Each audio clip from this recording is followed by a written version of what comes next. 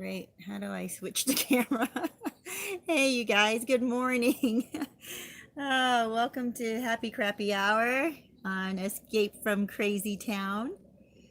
I hope that your day is going better than mine is already. I'm just having a lousy, uh, crappy morning. So welcome. Sorry about that attitude. I hope that you guys are. And of course, okay, here we go. My connection is going in and out. I'm going to hit my do not disturb so we don't get disturbed with phone calls and such. But welcome, welcome. Let me start with happies and crappies today. I haven't done that in a while. So our happies and crappies are what went well this week. We want to keep doing those things, and our crappies are what didn't go well this week, and hopefully how we change that around, or how we should not continue doing those things that are crappy, right? But today's topic, if you guys are just hopping on, today's topic is about this life that you expected to be living, and now you're watching the new supply supposedly living out the life that the narcissist had future faked with you, right? And made you believe that you were going to have with them. So you're just more inclined to watch and see if the life that the new supply and the narcissist are living out is turning out to be the life you were supposed to have. And I can understand how that can become an obsession. And I don't want it to become an obsession for you. And one of the reasons these things become an obsession for us is because we want answers, right? We want to know why. We want to know how. Excuse me. We want to know how. And, excuse me, I got to have a drink of my coffee here. My umbrella is blowing around, even though there's like no wind, or it seems like there's no wind. So I'm going to be kind of distracted trying to keep that thing still. So sorry about that. You're going to hear some weird noises as it rubs against the table.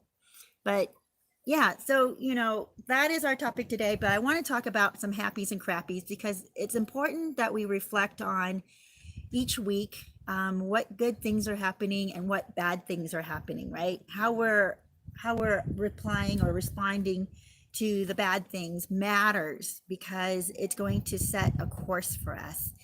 And the reason that matters is because of what we are focused on. If we're focused on the narcissist or the new supply, we're going to make some choices, and those choices are going to affect the course that we get on and remain on. And we want to get on a good course. We want to get on a course for healing, and a course that's going to get us out of Crazytown, right? We don't want to just go in circles, excuse me, inside of Crazytown. I should have had some water this morning. Totally forgot to load up on some water. So excuse me while I go grab that. But in the meantime, good to see you, Jihad, and good to see you, John. I'm glad you guys have made it on again.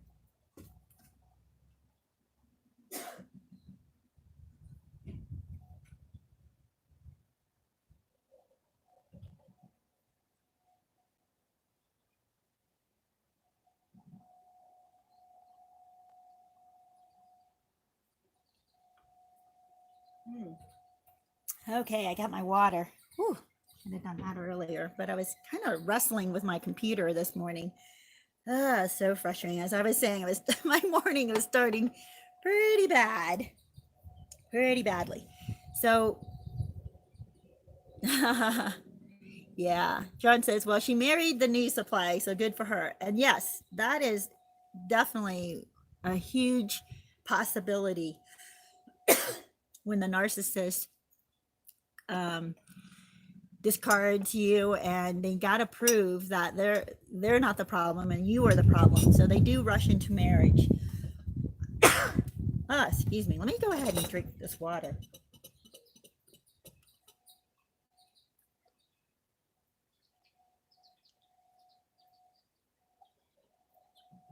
I have a feeling I'm going to have this cough this morning because my throat is so dry. Okay, actually, I'm feeling better.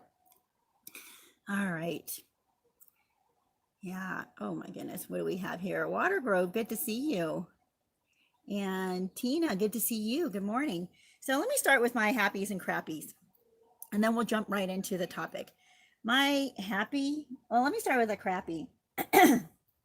My crappy is that I tend to withdraw. I tend to self isolate. I'm an introvert. I mean, I get along with people great, but I like my alone time. I need to refuel, right? And if I refuel for too long and I get used to just spending time with myself and I don't force myself to go out or take the opportunity, oh, excuse me, or take the opportunity. Oh, hold on, you guys. I'm going to have more water.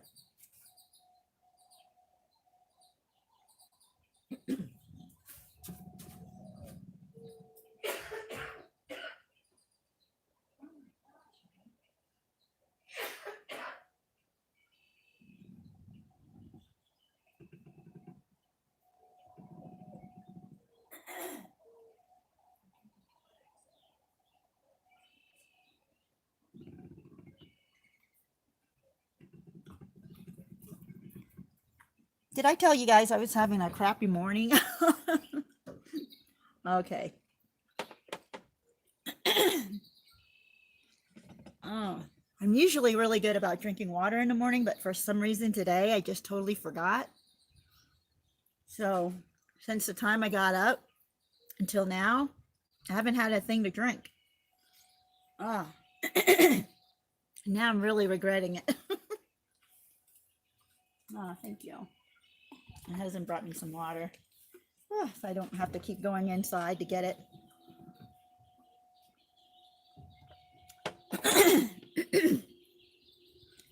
It's just a dry throat. Okay, feeling better.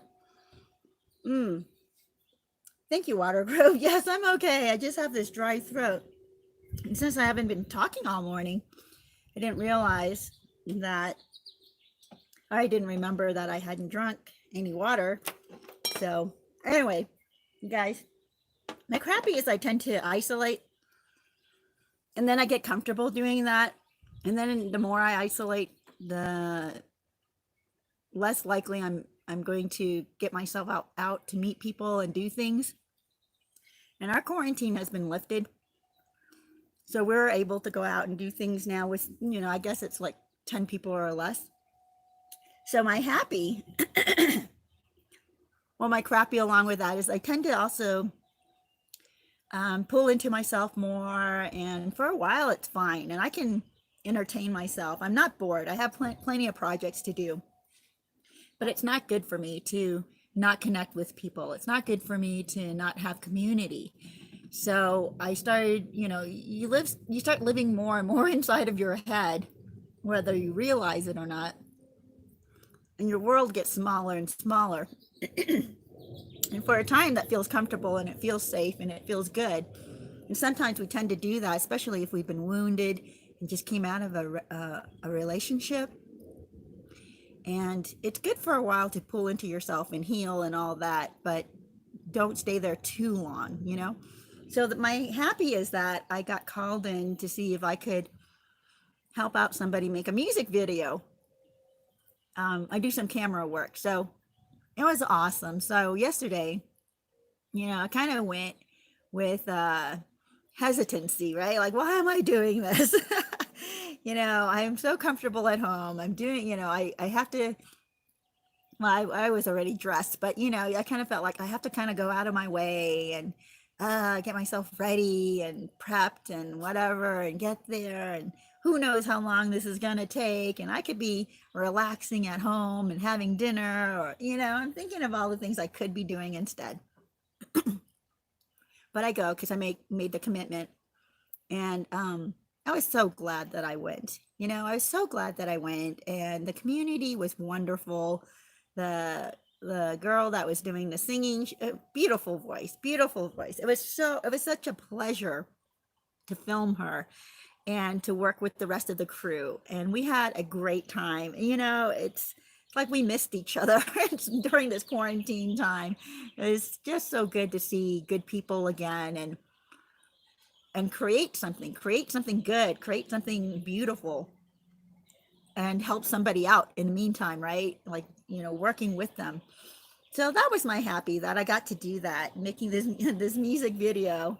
And so I hope to be doing more of that, and get easing back into meeting with people and getting work done, and projects, working with people. I can do projects by myself easily and just spend time listening to music or listening to a book or watching a video or something like that while I'm working. And that totally entertains me. But it's so different when you get to connect with people. It's so different when you get to interact with them and share life with them. So I would encourage you guys to do that. That was my happy. And I'm committing to doing more of that. So, hey, good to see you guys coming on. Tina says, let me see. Oh, yeah, it's still tough because John says that she married the new supply. And the topic today is about, we're watching the narcissist in their new life, and I gotta admit it, we can't become obsessed with the new supply. And part of the reason we become obsessed with that, with their life, is because we feel like the new supply is living our life, the life that the narcissist had future faked with us, had promised us. And especially for people who've been married for 20 plus years, and it doesn't even have to be 20 plus years, but they feel like, we spent all this time together, we were supposed to finish this life together, we were supposed to continue on, and if there was any good to come out of our marriage, we were supposed to have gotten to that point together. And here it is, the narcissist has discarded you and hooked up with this new supply almost immediately, and probably already had them in the wings before they discarded you. And then they move in with the new supply and marry the new supply, and then they're off living this fantasy of a life. And it's because the narcissist is feeling, and I don't know how to, I think they're kind of, they're in denial. They think that they're starting over. They think that they're starting a new life, right? And they just want to shut the door on what they had with you. And they think that this new life is going to be so different than what they had with you. And now, yeah, it's going to be somewhat different because you're not there, right? Your assets aren't going to be in this relationship. But the narcissist is still bringing themselves into the relationship. So the relationship can only be so different. The narcissist still has their baggage. The narcissist still has their character that they bring into the new marriage. So it's not going to be hugely different. It's going to be slightly different. And they may have some different experiences, different adventures possibly, as they explore the new supply's interests. But then at the core of it, in the intimate times, in the times when it's just between the two of them, it's going to be the narcissist. Half of that relationship is still the narcissist issues that they bring into it. But what we tend to look at is, why do things look so perfect over there? Why is this new supply living my life? And then we start to want, the hard part is to get people to stop getting obsessed over the new supply. The new supply. And I want to explore this because we need to know the why in order to stop doing it, right? And I kind of noticed that sometimes the ex wants the new supply to understand them. Like, you want the new supply to feel badly for you for what you had gone through with the narcissist. But you're expecting sympathy and compassion from the wrong person. The new supply is not going to be sympathetic or going to want to know about you, because they're only hearing one side of the story. They're hearing the narcissist side of the story. And from the narcissist lies that they hear, they're going to think that you're the crazy one, right? They're going to think you are the reason the relationship failed, and you become their enemy. So for you to get obsessed with the new supply is a misuse of your energy, of your focus, of anything good from you. You're just going to be pouring it down into this pit. So don't do that. Don't be so obsessed with what the new supply is doing, because they think that it's their responsibility now to help the narcissist appear as if their life together is wonderful, because they, and I've heard this before from some of the viewers, how the new supply and the flying monkeys seem to be trying to build up the narcissist and and hurt you even more, hurt the ex even more. And you're like, what the heck is going on? Well, it's because they're only getting one side of the story. They're getting the narcissist side of the story, and they think the narcissist is the victim. So they're trying to lift up this victim, the supposed victim, right, of a narcissist. And the new supply is wrapped up in that total crazy town, that it's a total fantasy. It's not reality. Meanwhile, you're sitting in reality trying to figure out how and where do you fit in. And I want to tell you, you don't want to fit in. You don't want to be a part of their crazy town. It looks shiny, it looks exciting, it looks like a fantasy, but it's not. It's a total nightmare. I've said this over and over again. Every time you look over there, just know that it's not a fantasy world. It's a nightmare that's on the outside disguised as a fantasy. And the more you look, the more your mind is going to deceive yourself. The more your mind's going to deceive you, because first of all, you're coming out of this relationship feeling devalued, right? You've been discarded. You feel abandoned. You feel betrayed. And the person you blame, sadly and wrongly, is yourself, okay? You're blaming yourself for all of it. And you're getting upset, and you think that you're the problem, because the narcissist tells you you're the problem. And to some degree, you start to believe it. Now, yeah, you have responsibility in the relationship. You had things that you could have done differently, but that is where you can grow. You look at that and you learn from your mistakes, and you make the changes you need to make for yourself. So do that. But for you to continually condemn yourself is useless. It's only going to keep you tied to Crazytown.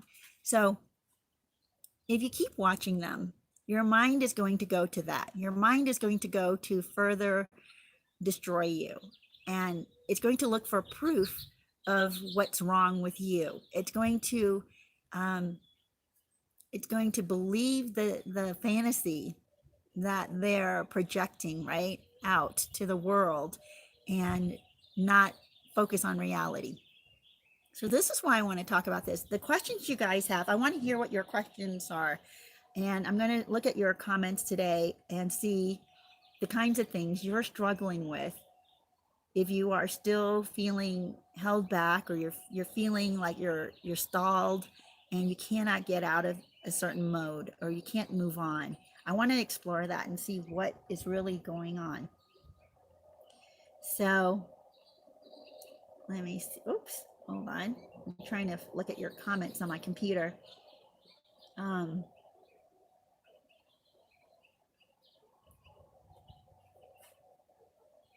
sorry, I'm just trying to see. They still look back though. I don't regret the NARC being, Watergrove says, I don't regret the NARC being a hoe. That's not my problem. It's someone else's. Yes, absolutely, it is. And that's what I mean. They take their character and their shortcomings, their issues into the new relationship. But for some reason, our mind plays this trick on us to make us think that, well, suddenly the narcissist has changed. Suddenly the narcissist is no longer the jerk that we knew that them to be, right? Suddenly the narcissist is the most wonderful, most responsible, most attractive person out there. And part of that is because the news supply is, it's like a commercial. You're watching a commercial from the news supply because they have to make the narcissist look good, because they don't want to be the fool that got the booby prize, right? They don't want to come out looking like the fool who ended up with a bag of trash, really, just something horrible. They want to make it look like, oh, this is great. What I got was a wonderful, beautiful prize. And anyway, let me go into some of these other comments here. John says, I have two. I'm sorry. I have to tell you, I'm glad I didn't move there. They have over 7,000 cases of COVID-19 compared to where I live with 38 cases. Oh, wow. To where the narcissist had moved. Tina says, I think the news supply actually got mad at the NARC and got rid of him. If she didn't, I'm shocked. Yes, right, you guys? When we imagine that their life must be a complete dream, we're lying to ourselves. We're feeding into our insecurities. We're trying to sabotage ourselves. So don't do that. Be kind to yourself at this time in your life. Be kind. Think about your good aspects. Think about the good characteristics that you have. Oh my goodness, this wind is really picking up, you guys. So I am going to change this umbrella. Hold on. Without killing myself. Goodness. Okay, let me see if I can do this. Oh, I know I can't do this. I'm angry. Well, you guys, this continues to play into my very bad day because now I am struggling with this umbrella. Oh, goodness sakes. All right, this is not going well. Here we go. The wind is, whoa, that's not what I wanted to do. Maybe that'll help it from blowing the table around. Oh, goodness. All right. So stick with me, you guys. I'm having a very horrible, awful morning. But I want to laugh about it because you know what? I know people are like, why are you laughing about such hard things? And, when you're feeling sad, why are you laughing? I laugh because it's absurd. I laugh because I'm like, really? Are you serious? Is this really going to happen? And it kind of pulls me out of getting angry because I don't want to be angry about it. And let me tell you, I was pretty frustrated this morning. Hey, my dog peed on the carpet for no reason. My computer was acting up. My phone was acting up. My umbrella is acting up. I forgot to drink. I mean, it was, and then I had that coughing fit at the beginning. I mean, I'm telling you guys, when things go wrong, I just think, really? I can't believe this. So each thing that happens, I just tend to laugh about it because I'm shocked and amused, really, of like what, not that I'm inviting anything else to go wrong, but the heck with this, I'm not going to let it squash my joy. So here we go. Let me see, where are we? Tina says, I think the news supply actually got mad, at the NARC and got rid of him. If she did, I'm shocked. Yeah, we tend to think, I think Oscar fell over. He's having as bad a morning as I am. But the good thing about my morning, though, is that you guys are here. All right. And that's the thing we don't see. We don't see the bad times. We're not going to see the fights. We're not going to see when they get discarded or, when their relationship blows up. We're not going to see that. And if we sit there and we're waiting for it, we could be waiting for months or years. In the meantime, allowing our life to slip away. And I'm trying to, plead with you guys not to do that. Now, if you hear about it, and you hear that they broke up, that's fine. but don't go looking for that, because another thing is you might not find that they broke up. There are cases, and I'm witness to one of them, where the supply stays with the narcissist to the end of their life. And I know, though, that their life was miserable with the narcissist. It never got better. It got, I guess, maybe comfortable. It got to the point, and this is my parents' relationship. It got to the point where my dad knew how to live with my mom. He knew what not to say. He knew how to sort of de-escalate her when she went crazy, but he did not ever receive from her nurturing. He never received nurturing from her. He never received a compliment, for crying out loud, right? I mean, how can you live your whole life and your partner doesn't tell you thank you? Your partner doesn't tell you what they appreciate about you, because the partner is a narcissist.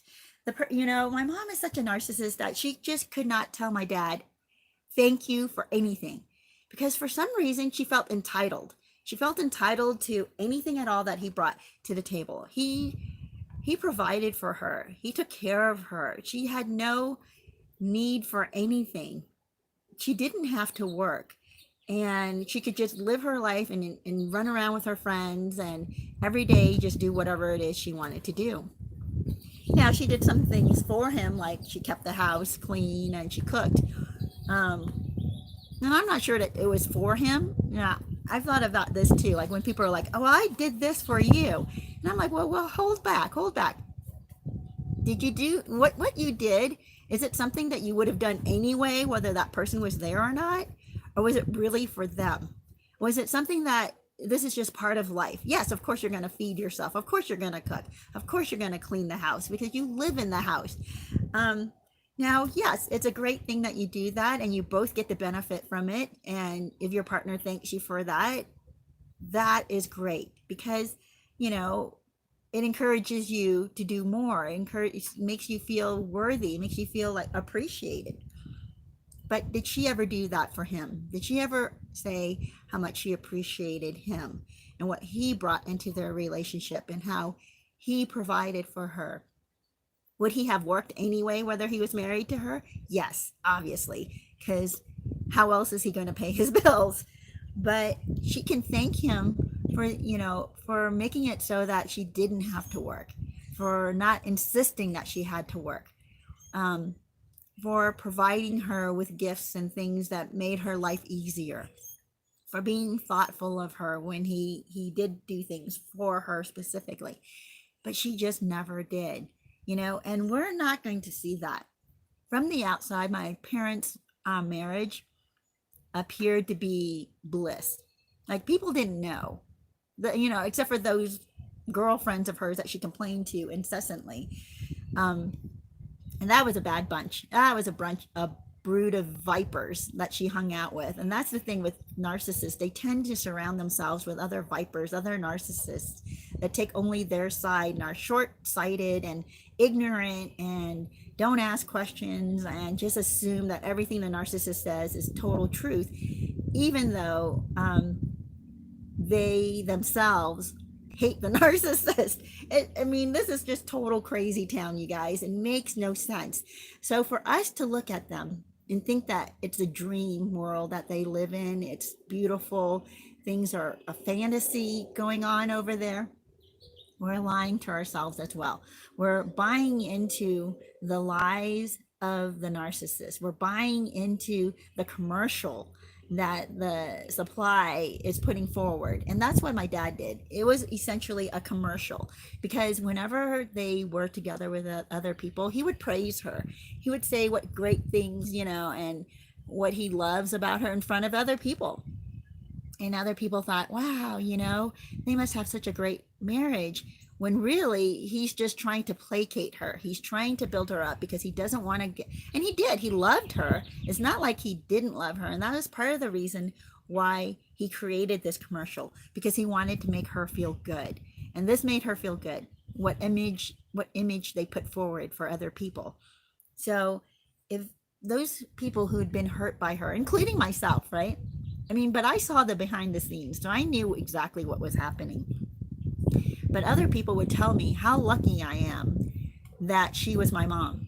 Other people would tell me that they wish they had a mother like her.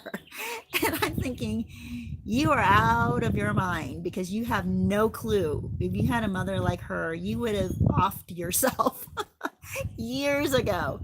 And people just have no clue, but they buy into it and they play out the commercial for the narcissist unwittingly. They have no idea because they believe the lie. They believe the lie of the fantasy that the narcissist puts forward. Anyway, so what I'm trying to tell you guys is, you know, you might not see that they got divorced. If you did, then, you know, that it just hopefully validifies, right? What you already knew, that the narcissist is a total jerk and that it would not have worked out between them and the new supply. But you might not see that. They might actually, the new supply might hang on to the bitter end. And I have something that, a video that I say, I think it's called Don't Be the Narcissist Loyal Supply. There are people who will martyr themselves for the narcissist because they are that much wounded or possibly connected in love with a total nightmare. And it's true, you can love a complete nightmare, complete monster, and completely deceive yourself into believing that this monster could possibly have the same feelings back towards you. Well, let me see here.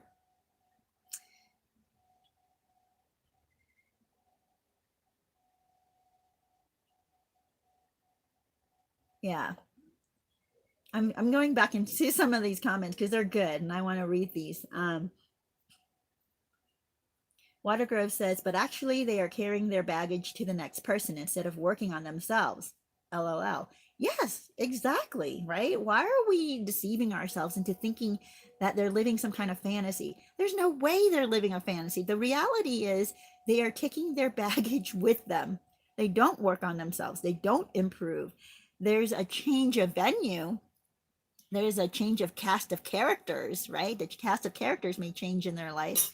And that might, you know, for appearance sake, look like their life has changed, right? From our perspective, it's like, well, this cast of characters has changed, so the story must be different, or the venue has changed, right? The scenery has changed, and we think then that must mean that their life has changed, and that they must have changed. But we know that narcissists do not change. They carry their character like baggage into the next relationship.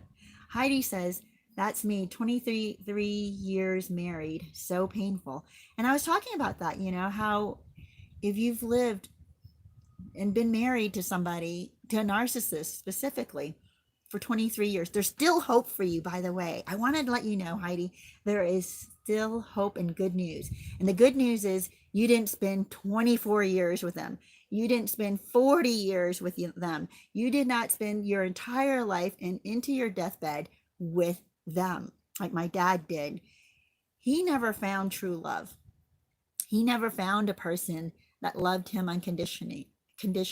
He catered to the narcissist his entire life. Now, did he have other things that were a blessing to him, like his work? Yes, he did. He had co-workers that cared about him. He had friends that cared about him and that he enjoyed their company. Okay, he had a life way from the narcissist, but he came home every day to the narcissist to be torn down. He came home every day to the narcissist to be rejected, to be put out, to be squashed. Anything that he achieved, she diminished. You know, any promotion he got, it wasn't a good enough promotion, and he didn't get it soon enough, and he didn't get enough of a raise with that promotion. It was just always all this negativity from her. So that's what he came home to. But then he'd go to work, and at work, people appreciated him and liked him and loved him. And oh my gosh, you know.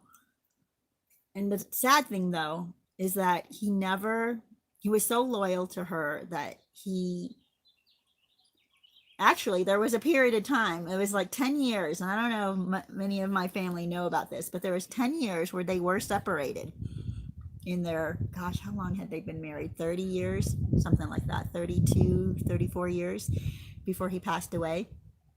But 10 years of those 30 years, they were separated, and he tried to divorce her. She wouldn't give him a divorce. And she was going to take him to the cleaners and the financial aspect. And she played into his humanity. She played into his heartstrings and pulled in at them. So he felt bad, but he didn't know what to do. But he knew that he couldn't live this way. And after those 10 years, he just gave up. I think he just got tired and realized he's too old to start over, or maybe he felt that way. I don't know. And he just kind of got comfortable. Like I was saying, the new supply or the supply that started with the narcissist may stay and become loyal because they just feel like, okay, at least I know the narcissist. I know what their buttons are. I know what makes them mad. I know how to help them de-escalate. And they end up staying with the narcissist because they figure it'd be too much trouble to figure out a different relationship. So the good news, Heidi, is that you can move on. You are no longer cursed to the end of your life with the narcissist. You get to now create a new life for yourself. And who knows, you may have another 23 years ahead of you. You may have another 40 years. I'm not sure how old you are, but you may have more years than what you spent with the narcissist ahead of you. And those can be beautiful years. Those can actually be a real good life. Those years could add up to be a really good life for you, where you look back and you think, wow, I wasted 23 years with the narcissist. But after that, thank God I didn't waste any more years with them and was able to build a good life. And that's what I hope for people. Watergrow says he ends up with NARC women or women that are okay with him sleeping around. I'm worth too much for that mess. Yes, right? Isn't that incredible? That's exactly, so when we look over at the new supply and we're thinking they're living our life, guess what? They removed the gypsy curse. They took the gypsy curse from you. And yes, I agree. They are living your life. They're living the nightmare that you would have been continuing to live had you stayed with the narcissist. This fantasy fake mirage that they put in front of the commercial that they're playing for you is totally fake, and it only gives you the highlights, right? And it's fake highlights, by the way. If you've ever seen a commercial being made, it's not real. That the actors are, they might think that, say it's some kind of energy drink, right? And they hate it and they think it's disgusting and it tastes awful, but they have to act as if it's the best thing they'd ever tasted in their life, right? They have to act like it's giving them so much energy. They're not jittery. They're like, vibrant or something. They're trying to sell you an image, right? They're trying to sell you this product. But the narcissist and the supply, they're trying to sell an image. So no, it's just a commercial that they're putting forward here. And you don't want to live in a commercial because it's total fakeness. It's, you're like, okay, smile on cue. Have witty banter on cue. Have affection on cue. It's not real. It's not, and it doesn't continue on to be real once the camera turns off, by the way. It's that fantasy part doesn't continue on once the camera turns off. All right, you guys. John Bailey says, I say good luck to her. She has 4 kids of her own and he has 3 kids and she dumped me with no kids. Go figure. Oh my gosh. Yeah, that's going to be a huge ordeal, actually. Yeah. And right there, oh my gosh, you guys, I love kids, and God bless them, but they're a lot of work. They're a huge strain on marriages. And I know people are like, oh, we have such a loving family and it's great. And I love my family, by the way, and it's great. But I got to tell you, raising kids is hard, and between you and your spouse, it's going to cause some arguments. And with a narcissist, and if you have a narcissist and a new supply or 2 narcissists getting together, it's a total nightmare. Having kids in that environment is a total nightmare because the narcissists are self-centered and they need to be served, but kids need attention. Kids need help. And the narcissist is going to find out, oh my gosh, what? I have to give up my time to take care of these kids, and they're not even my own kids. Let me tell you, it's going to become a disaster. And just be glad you're not in it. Watergrove says, they tried brainwashing me into thinking that I was no good, but I don't stalk or chase myself all over the country. So applause to them. Good, good. So true. And it is a brainwashing, right? It's trying to, you guys, it is. It's a total brainwashing. G. Marie behind the mask says, and hello, by the way, says she is supposedly Christian, but she knew very well he was married.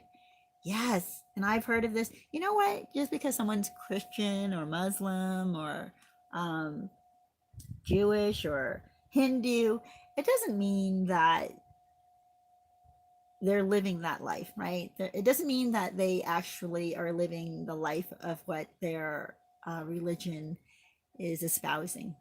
They're still human. They're still flawed. They still have their issues. And if they're a narcissist, or if they're a cheater, or if they're an adulterer, they're going to continue to do those things. Having religion does not change that unless you want to change, right? Yeah. So, and that's sad. I think that's really sad, because especially, you know, people looking at those who are religious will then assume that's what their religion is approving of. And their religion does not approve of that, by the way, you guys. I want to say that right now. Don't blame the religion, blame the person. The person is a total turd, okay? And they're going to do what they're going to do. Now imagine that person is your family and they have your last name. Now, when they're being a turd to other people, would you want everybody to look at your family and assume, well, your whole family must be exactly like that jerk that's in your family? That's what it's like. Well, you guys, and then there are going to be some Christians that support it, just like there are people inside of a family that supports the narcissist. And we've heard this over and over again, where they assume the narcissist needs more help, right? Because the narcissist plays the victim all the time. And they expect everybody else in the family to cater to the narcissist, especially when the parents are forcing the siblings to be nice to the narcissist or to forgive the narcissist. And forgiveness is great. And I want to tell you, forgiveness is not acceptance. Forgiveness is not trusting. So yeah, you can forgive your sibling who was a narcissist and tried to destroy you. But that doesn't mean you have to have a relationship with them. That doesn't mean you have to have them live in your house. That doesn't mean you have to be the one that gives them money every time they don't have rent money. Okay? That's not your responsibility. You can forgive them and let them off for what they did to you, but then you don't put yourself back into that position to be used or hurt again. That doesn't, yeah. Anyway, so as we know, some people with the same religion will take the narcissist back. Some people with the same religion will even shame the other people in the religion to accept or forgive, and they think that forgiveness means to allow that narcissist to continue to take advantage of them. And that's total BS, by the way. Those are just other people, flying monkeys that don't have their head on straight. Okay. I'm going to look at some of these, more of these comments. I'm trying not to skip them, so that's why I'm going back a little bit. Oh my goodness. Okay. Do I need to go back? Okay, here it is. Tina C says, the new supply left her 4 kids and husband for the NARC. Whoa. It's warm weather and NARC likes to float, and I don't think he let the new supply go so he could NARC, and she was not happy. New supply left her 4 kids and husband for the narcissist. Oh, yeah. Because they get pulled in. They get pulled into and deceived by the narcissist. That, and you think about this. Okay, one of the things I wanted to say, why sometimes we get obsessed with the new supply, is because we actually identify with the new supply. the new supply is living our life, right? The new supply was attracted to the narcissist the same way we were attracted to the narcissist. The new supply got reined in or hooked the same way we got hooked. And so we assume some kind of connection with the new supply, even though we're angry at the new supply, because we've transferred all of our anger from rightly the narcissist to the new supply. And whatever the narcissist did to hurt us, the pain that they caused us, we now transfer it to the new supply as if the new supply had caused this. And it's not the new supply that caused it. And I know I've heard some of you guys say, well, the new supply actively pursued the narcissist. But let me tell you something. The narcissist also actively pursued the new supply. There was a time the narcissist could have made a choice to not go that way. But you know, he's the narcissist or she's the narcissist. So your partner who is the narcissist is obviously going to run off with somebody who is easily available to them. They don't have to do any work to catch them. So they're happy to bail. So don't just let the narcissist off so quickly and blame the new supply entirely, okay? But it's very sad that the new supply, you know, and this new supply could be a narcissist themselves, by the way. But it's so sad when the new supply destroys their own family, their own nuclear family, their kids, their current spouse, to run off with the narcissist. And let me tell you, it does not end well for any of them. And the kids and the spouse, they're going to recover. They're going to be able to move on and have a good life. They're going to be wounded, right? They're not going to forget what their parent did to them, the one who left. But thank goodness they don't have to be wrapped up into Crazytown, right? You can't make somebody stay. You just can't. And if you try to trap them and try to make them stay, they're going to make your life miserable. So the parent, the new supply who left, it's very sad that, you know, if they're not a narcissist and they got caught up in the lies of the narcissist and got pulled away from their own children. And I've seen that happen. It's just amazing to me and so sad. I was watching this crime show. Oh my gosh, it's called I think it's Women Killers or something like that. And Pierce Morgan is the host. And the first episode, he's interviewing this girl who murdered her entire family. Well, she didn't do it. She put her boyfriend up to do it. Her boyfriend and a couple of his friends. They all got caught. But she is a narcissist who was thinking only of herself. It's just incredible. You watch the film and you think, she seems so sweet though in the interview, right? She seems like she's not that kind of person. But let me tell you, right after her boyfriend murdered her whole family, actually the father survived. But she thought her whole family, her two brothers, her mom, her dad, were all murdered, and they set the house on fire. She went off and had sex with the boyfriend.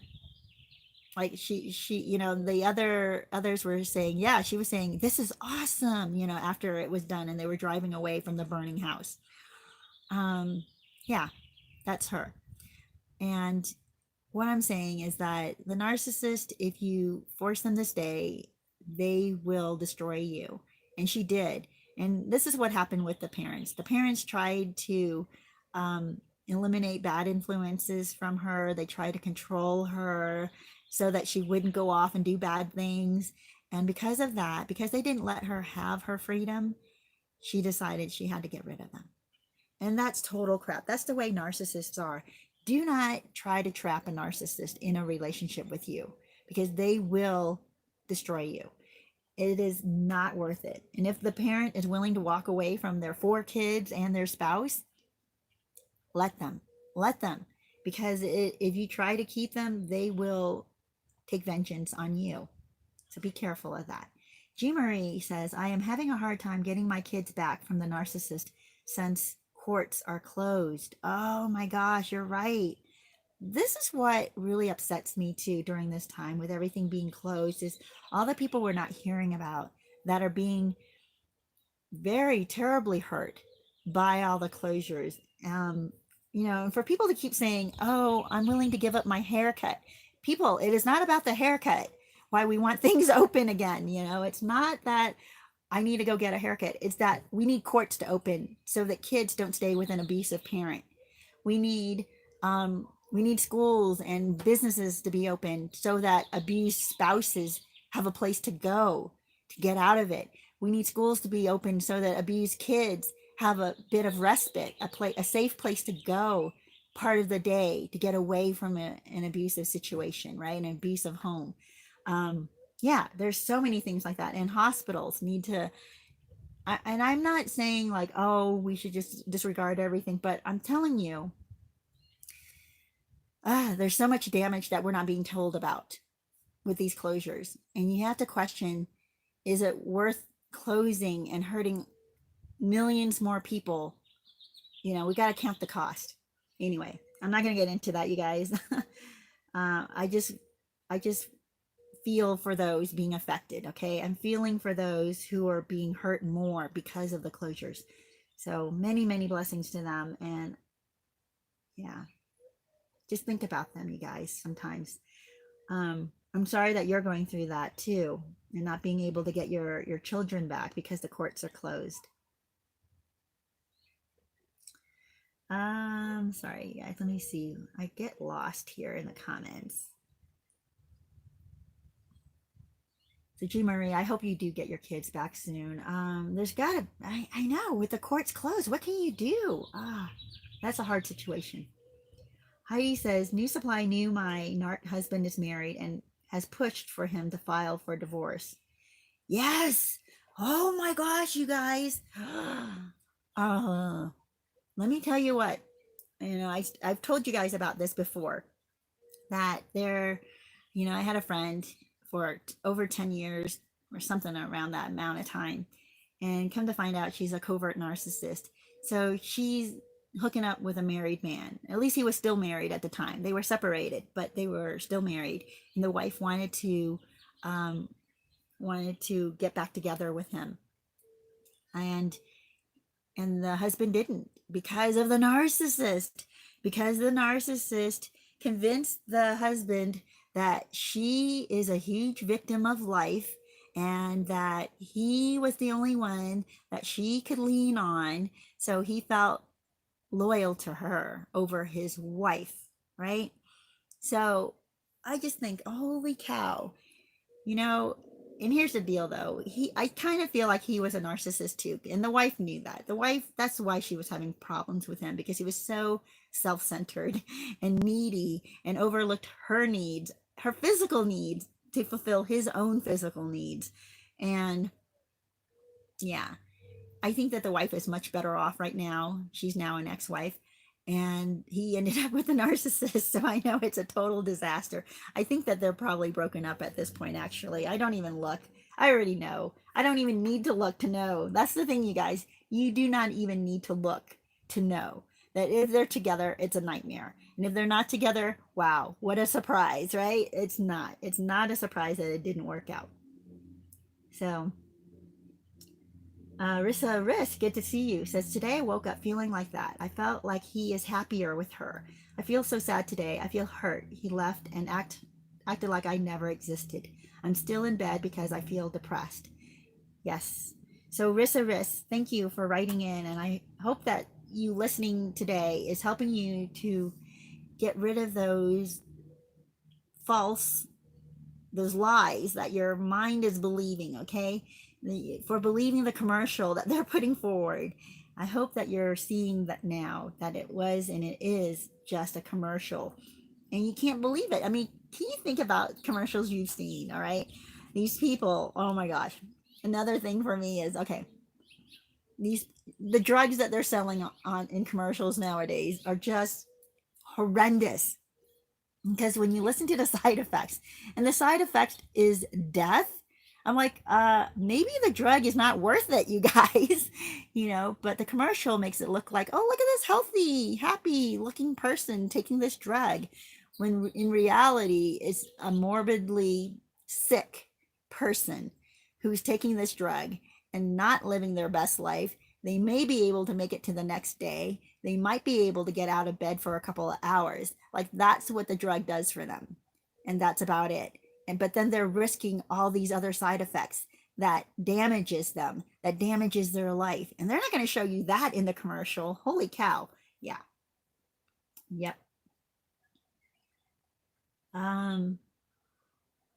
Sorry, I always get lost here, the comments. G. Marie says the mask. Oh, G. Marie behind the mask says he signed them out of school and moved them into the new supplies home. Ah, goodness sakes. And now you're not able to get them back physically. Yeah, because of the shutdown and the quarantine and all that. And you can't even get the police, if the police are like, well, if this is not an emergency, we're not going to do anything about it.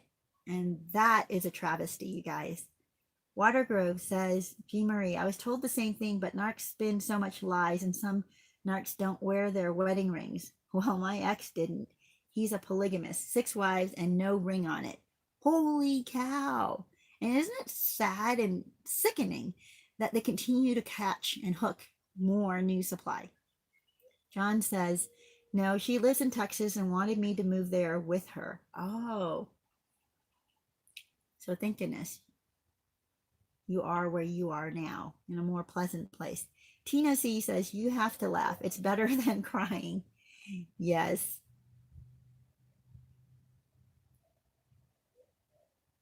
Oh, goodness. I don't know if you guys can see this. I'm going to try to show this. Sometimes I hit show and it doesn't show. Oh, here we go. Oh, where did it go? Hit show and it disappeared. I don't know, you guys. Okay, happy Cappy says, let them take your nasty narc people. The new supply needs a slap like we all did. Let me tell you, the new supply is living your life. They're living the nightmare that would have been your life. And they're living the nightmare you did live with the narcissist. So they are getting a slap of reality. By the way, they really are. They might hang on longer than you did, though. That's, that might be a difference, but it's not a good difference, you guys. Don't envy them for that. That just means that they're carrying the curse longer than you did, or they're willing to carry it longer than you were. Yeah. G. Marie says, Rissa, I'm also very depressed and blaming myself for not stopping him from all he's done and continues to do. Oh, and that's where it's really hard when you share children with the narcissist. You can't physically stop them. You have to have the law on your side. You have to go the legal way. And, the best that you can do is document, videotape, record what you can, every interaction you have with them, because you can't just go to court with your version and his version. If you go with actual footage, actual evidence, that's going to work in your favor. That's how you're going to have to fight this. And it's going to seem like a very slow and arduous process, but that it's worth it. It's worth it to keep doing that. Don't blame yourself. Just keep moving forward and doing the right thing, right? And trying to protect your kids. And you have to work on yourself. I understand the depression, but work on yourself so that you can be a better parent for the kids. If you can't do it for yourself, use your children as a goal, right? As the impetus for you to get healthier, to get stronger, to feel good about yourself, so that you can help your kids feel good about themselves and be raised at least by one healthy, loving parent. Yeah. Oh, wow. G. Marie says, they are already fighting in front of my kids. One of my kids wants out of there. Yep. So you know what? Bring that to the police's attention.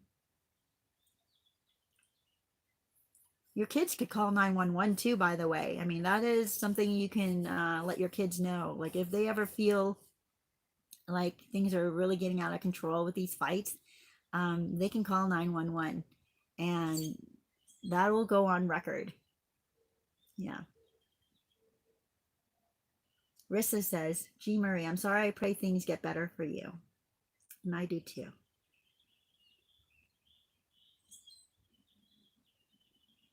Oh, yeah. Q Marie says, I'm afraid it just continues to get worse. He is alienating the kids against me. And that's why it's really important that you work on yourself, because the kids are going to see your depression and he's going to interpret that depression for them as something that it's not. He's going to interpret it as, you see, your mom doesn't care about you. When that's not the case. It's that you're so depleted that you don't know how to pull yourself out for their sake, or at that moment to show them that you care because you're just empty at that moment. That's why it's so important when you don't have them to get filled up, refill yourself. You know what, you guys, I've been watching, I don't know if this will help you, but try to watch positive things. I watch, oh, actually, I know this will help you. Watch comedians and laugh again, bring your humor back. There are all these stages that we go through, you guys. Depression is one of them.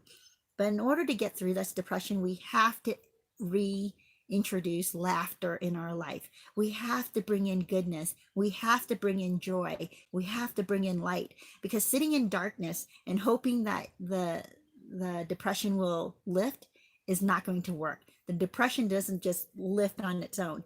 You have to introduce or bring in light. My husband told me this. I thought it was just brilliant, and I think he heard it from somewhere else, and we don't know where. But he says, if there's darkness in a room, you can't get rid of the darkness with a bucket, right? You can't use a bucket to try to empty the room of darkness, get the darkness out of the room. But you can turn on a light switch. The moment you turn on the light switch, the darkness disappears. You didn't even have to work up a sweat to empty that darkness. And that's kind of like depression too.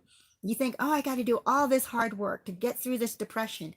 But honestly, you have to just open the door and allow in some joy. And the joy gets rid of the depression. So that's why I talk about comedians so much, you guys. Start watching comedians. I have some on my watch list. So if you go into my YouTube channel and look at I don't know what it's called, videos, I guess my videos, and I'll have a list of videos or some comedians that I have watched in the past, and I've just added them. I haven't added new ones that I've watched, but these are some of the old ones. They're old but good. They're not old. Some of these guys are still producing some skits and shows, and they're still out there, so producing new material, and it's so good. That's how you get rid of depression. It's not as hard as you think, but it is hard if you're laying there and you're in the darkness and you're like, how do I get rid of this darkness? How do I push this darkness out of here? How do I, and you're making it harder on yourself. And then all you have to do, and you're watching negative movies or you're watching shows that bring you down even more. And you're like, well, at least these things are entertaining to me. I'm watching these horror movies and they're watching these crime shows. And for a while, let me tell you, these are part of the stages. Okay, I understand this. And for a while, I watched crime shows too. I haven't watched them in over a week now. Is that true? No, I did watch one, a couple recently. Like I was telling you, the Piers Morgan one, Women That Kill, and it did not elevate my mood, and I went back to positive shows. So one of the shows I've been watching recently is called It's a Miracle, and it comes up, I just go to the next video, next video, next video, next video after I finish one, and I've been filling my mind with all this positivity, all these good things and good people. You start to lose hope when you think about narcissists and their new supply and their new life and the commercial that they're putting on and their flying monkeys and their families or whoever it is that just continue to feed them, right? Their fan club. And you think, the whole world is just horrible, full of horrible people. And that's why I like watching these positive videos, because then I go, oh man, there are good people out there. This is so good. Crime shows are not going to make you feel that way, by the way. They're just going to make you feel like, oh my gosh, these people are horrible. And this could have been me. Yeah. There's a time and a place for that, by the way. Because there is a time and a place when the crime videos made me feel like, at least I can see where this could have led. if I had stayed with the narcissists in my life. They could have led down this very tragic, horrible end. And I'm thankful that it didn't. So there was a time when those types of videos did help me. And now and at the same time, I was also watching comedians because I needed some joy in my life. I needed to be able to laugh again. Well, let me see here on the comments.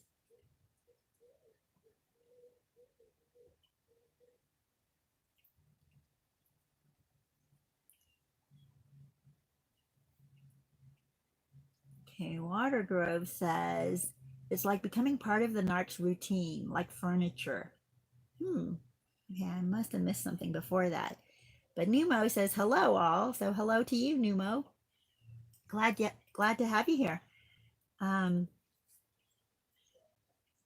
Yeah, now with the virus, I'm in an even worse position. Just like and I understand, Jean Marie, there, and that's what really bothers me is all the people who are being affected by the quarantines in a very negative way, in a very hard situation.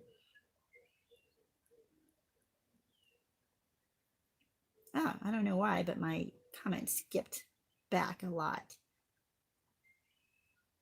Oh, boy, it really went back a lot. Oop, trying to move it forward.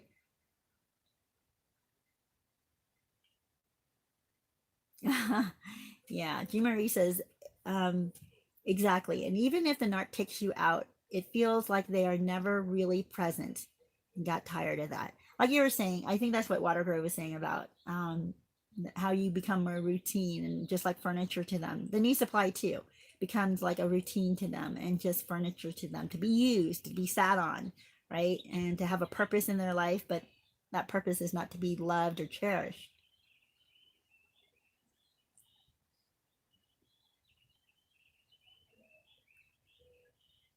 Oh my goodness. Jean Marie says he lives in her house, but he's still married to you. Yeah. And that's the sad situation, I think. Like, how does the new supply overlook all of this for the narcissist? Wow. They really have the cloth pulled over their eyes. Ah, incredible. Ah. Jean Marie says, I have been conditioned to serve others before myself by my narc mom, um, dad, and psychopathic stepdad. Ah, yeah. You know what? You can be trained like that, but you can be untrained as well. So work on the untraining. Life is not over. Work on the untraining. You don't have to be the person that they wanted you to be the person that you want to be. All right. That's what I would encourage you to do. Um, oh my gosh. I don't even understand that. Jean Marie says, I know he even said he wants her until my kids grow up. Then he's taking off. What the heck? So weird. Yeah, sometimes not sometimes, a lot of times the narcissist will use the kids to try to hurt you. So that's why it's really important to record everything the narcissist does and also let the kids know if they ever feel like they're in danger, they can call 911 and the police will come and help them. Let them know that.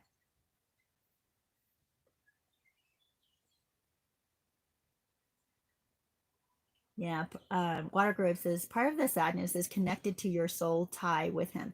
So I hope that it smooths over for you as soon as possible. You know, I've heard about these soul ties and things like that, and you know, it's true, but it's also not true. It's also just um, psychological, you guys. Yeah, we have a tie, but we can break that tie, and it's a cycle. If you can break the psychological tie, you can break that soul tie. So if you're a praying type of person, pray to break the soul tie. If you're not a praying type of person, get into control of your mind and tell yourself that you're breaking it off between you and the narcissist.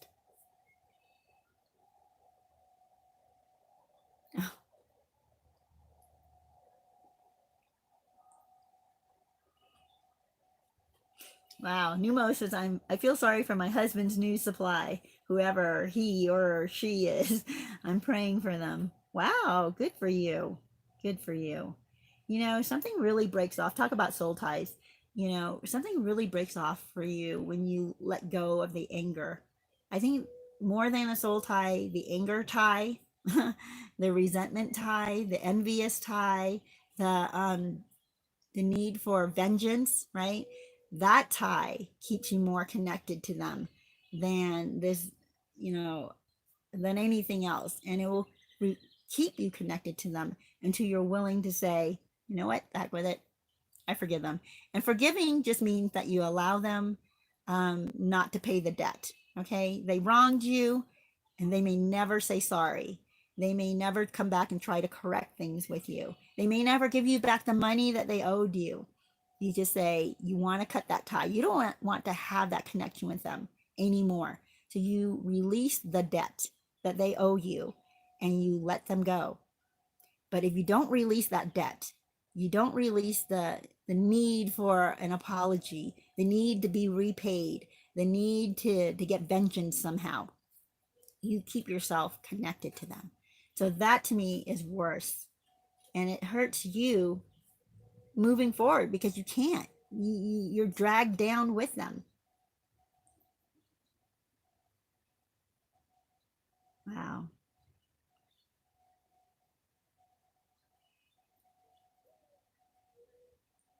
Sorry, guys. I'm trying to see where I am now in this.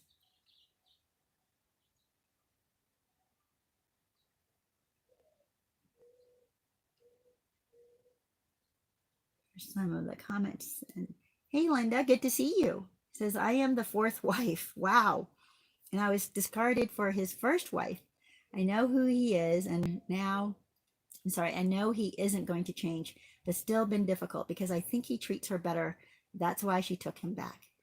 No, it always is better for the moment, right? It's only better for the moment in order for them to take him back. That's the promise that the narcissist makes to their ex supplies. Things are going to be better. I've changed. I understand now. I'm going to be different. Because if they don't come forward, you know, come with that in the front, in the forefront, why would the ex take them back, right? So of course they're going to say all these things, and for a period of time, they're going to act as if they're better, and they're behaving better, and that's when the ex is fooled into thinking that this person's going to change. And let me tell you, they're not going to change. They're not going to be so great. You know, they might be grateful at first that their ex takes them back, but that doesn't last. I mean, grateful in the way that they're astonished, they're glad that their ex took them back, but not indebted to the ex for taking them back. They're never indebted to anybody. They're not, they don't feel that anybody deserves to have them, what's the word? They don't ever feel like they're indebted to anybody else. They are only entitled. They're never indebted. Okay. So be careful if you think that that somehow he's treating his first ex better. Think about what he put the first ex through. 3 other people. Oh my gosh, I feel bad for this. I'm sorry to say, but stupid first ex who is willing to take him back. Apparently, okay, this is a big wake up call. This could have been you. This could be you.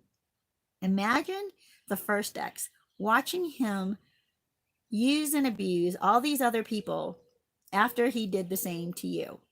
Now you could not have moved on. You were obsessed watching his life, watching all the new supplies, supply number 2, number 3, number 4. And now he wants to come back to you and you take him back. That right there is an ex re-entering Crazytown. Actually, she never left Crazytown. She watched all his other relationships and imagined that he changed for each one of them. And then she imagined that she was missing out on a life with the narcissist. And she imagined that he was changing with each new supply and becoming a better person somehow as he continued to cheat on and use each supply. And then she takes him back because he says all the right things. That could be you. And that's what I want to prevent. Don't be so tied to the narcissist and believing, despite reality, that and you're believing the fantasy over the reality. Don't do that. That's what his first ex is doing.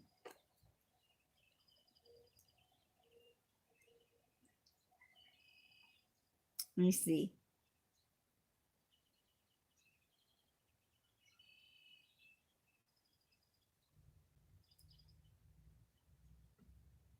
Wow. Watergrove says that the new supply is now past supply.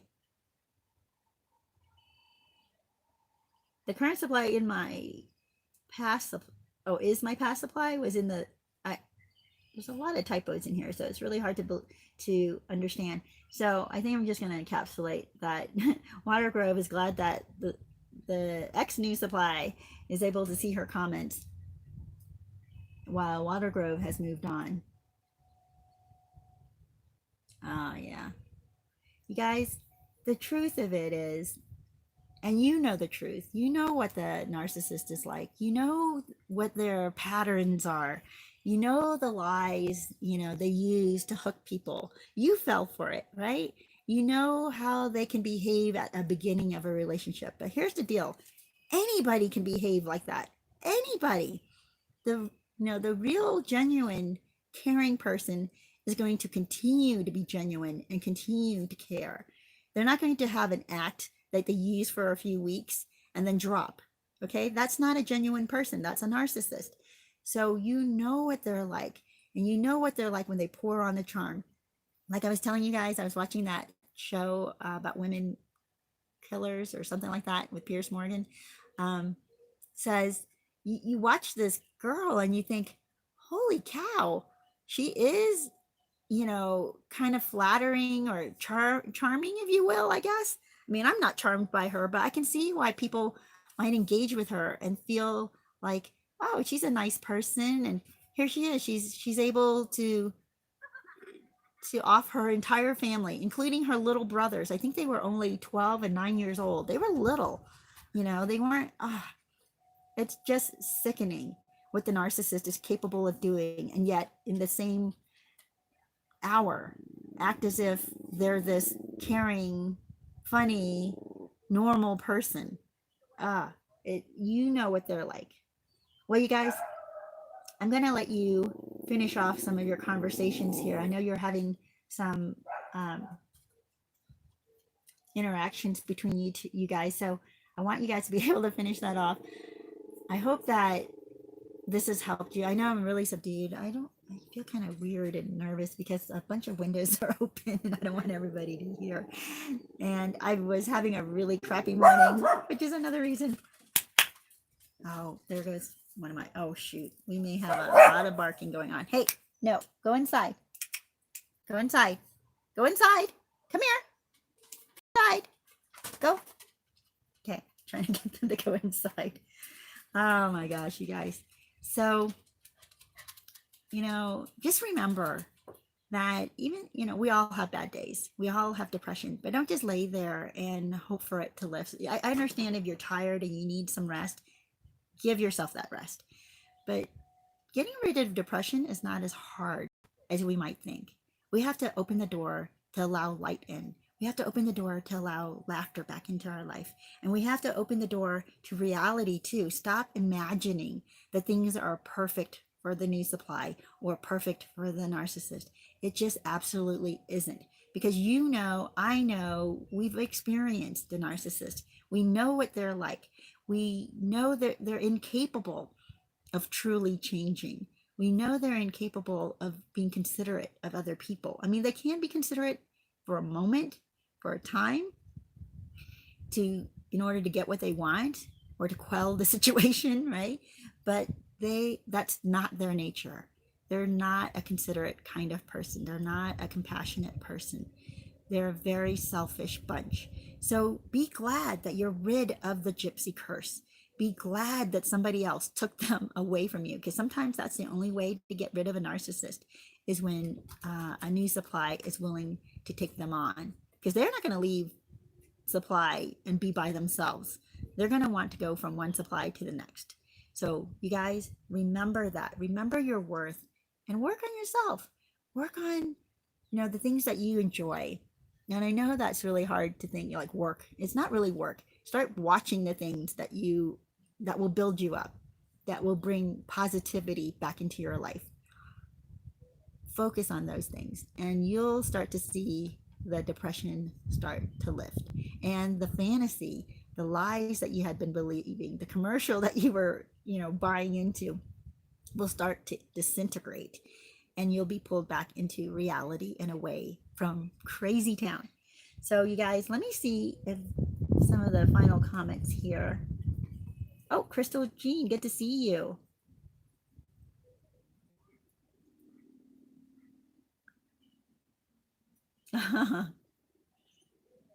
Wow. Yeah. Crystal says, my ex has been hiding all of his new supplies on social media, but his new primary supply has him literally plastered on hers. She's obviously trying to prove something. There are literally more photos. Yeah. She's trying to prove something to his other supply, right? Oh my gosh. It's a total commercial, you guys, that you're watching. It's sad. More photos of the two of them than of me and him together over 20 years. Oh, I see. Yeah.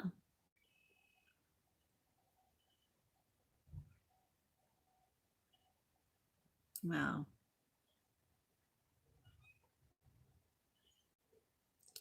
Well, you guys, the whole point of this video today was, you're still watching the narcissist, you're still watching the new supply, and you're getting stuck there. You can't take your eyes off of them. And I had someone comment recently that said that I'm not watching the NARC, I'm watching the new supply. It's an obsession. It becomes such an obsession that it derails your life. So that's another video I'm going to put here. My videos have been taking 24 hours to upload, you guys, for me to be able to access and edit. So I'm not able to immediately, and if I am, I'm hoping this gets better soon, but if I'm able to add these little eye circle icons to the top right, I'm going to add links to some of my other videos. One of them is Don't Be the Narcissist New Supply. Another one is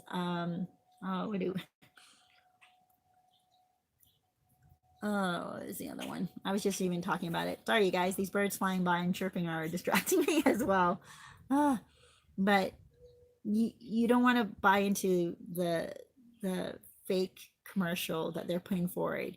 And if you do, it will, and you become obsessed, it will derail your life. So there's another video that I made that's called something like how the narcissist derails your life, and watch that. And there's another one that I said that's something like Don't Buy Into the Narcissist Delusion. I'll put those up as well. So these are things to consider as you're going into depression, or if you're sitting in depression. I hope that it will wake you up to see that the lies that you're believing are just lies, and that those lies will keep you in your depression. So start welcoming in the truth, start welcoming in the light, start welcoming in laughter in your life. So you guys, on that note, and on my dog's barking, I'm going to say goodbye, and I hope you have a great week, and I will see you next week. Don't forget to try to connect with people, and I'm glad you guys are connecting here, by the way. Don't forget to connect, because we're all in this together. Many blessings to you, and I will see you next week.